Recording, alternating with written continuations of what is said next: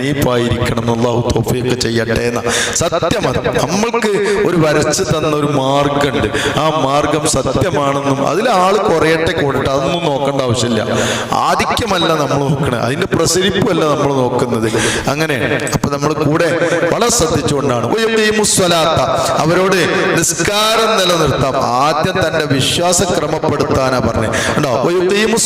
അവർ നിസ്കാരം നിലനിർത്താനുമല്ലാതെ കൽപ്പിക്കപ്പെട്ടിട്ടില്ല. സകാത്ത് കൊടുത്തു വീട്ടാനുമല്ലാതെ അവരോട് കൽപ്പിക്കപ്പെട്ടിട്ടില്ല. അതാണ് ഖയ്യിം, സ്റ്റഡിയായ ദീന് എന്നാണ്. അപ്പൊ വിശ്വാസം ശരിയാവണം, കർമ്മം ശരിയാവണം. വിശ്വാസം ആദ്യം ശരിയാവണം, കർമ്മം പിന്നീട് ശരിയാവണം. സകാത്ത് കൊടുക്കണം, അതിന്റെ ബാക്കിയുള്ള പ്രവർത്തനങ്ങളൊക്കെയും ചെയ്യണം. എടാ 5 കാര്യങ്ങളുണ്ടായിട്ട് 2 കാര്യം മാത്രം എടുത്ത് പറഞ്ഞ ആയത്തില് തഫ്സീർ പറയേണ്ടതാണ്. എന്തേ അത് പറയാൻ കാരണം എന്നാ? ഒന്ന് നിസ്കാരം, മറ്റൊന്ന് സക്കാത്ത്. ഇനിയിപ്പോ നോമ്പ് പറയല്ലേ, ഹജ്ജ് പറയല്ലേ, അതൊന്നും പറഞ്ഞോല്ല അതിന്റെ അടിയിലേക്ക്.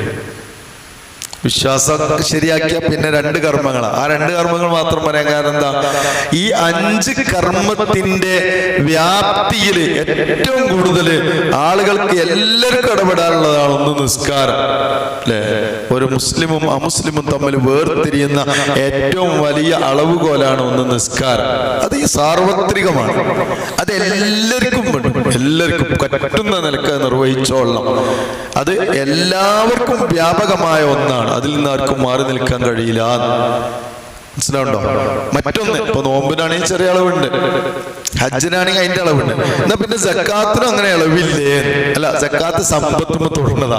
അതൊരു മനുഷ്യന്റെ ഉള്ളു മനസ്സിലാക്കാൻ പറയണ ഏറ്റവും വലുതാണ്.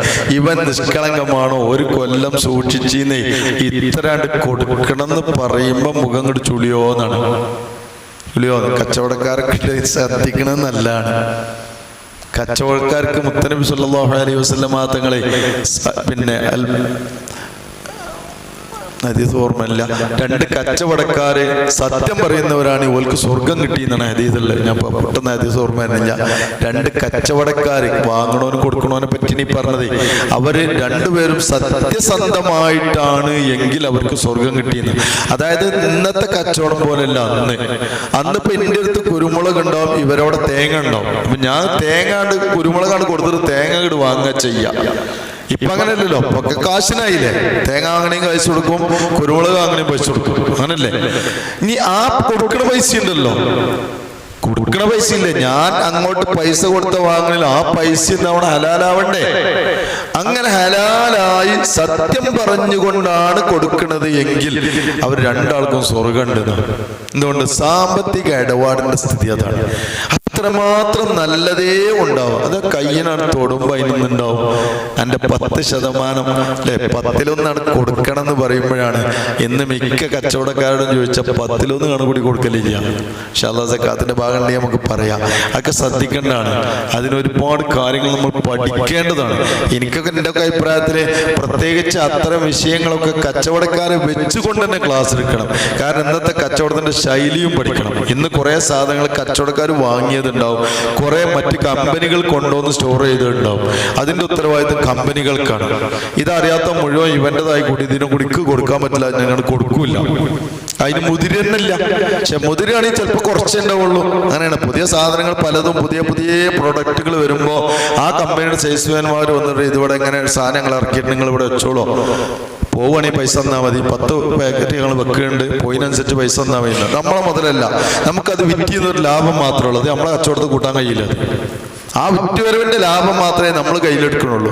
നേരെ മറിച്ച് നമ്മൾ ഇറക്കിയിട്ട സാധനമാണെങ്കിൽ നമ്മൾ തന്നെയാണ്. അതൊക്കെ ശരിക്ക് പോയോ പോയില്ലേ, വിറ്റോ വിറ്റില്ലേ എന്നല്ല, സാധനം ഇറക്കിയിട്ടിട്ടുണ്ടോ അതിനൊക്കെ കൊടുക്കേണ്ടി വരും, ഒക്കെ കൊടുക്കണം. അപ്പോ ഇത് സാമ്പത്തികമായ ഒരു മനുഷ്യന്റെ ഏറ്റവും വലിയ പരീക്ഷണ മേഖലയാണത്. അവിടെയും കൂടി ക്ലിയർ ആണോ, ഞാൻ പിന്നെ ഞാൻ വിശ്വസിക്കാം. പിന്നെ ബാക്കി അങ്ങനെ പ്രത്യേകിച്ച് എടുത്ത് പറയണമെന്നില്ല. അതുകൊണ്ടാണ് അവിടെ 2 ചുരുക്കിയിട്ടുള്ളത്. ഇരിക്കട്ടെ.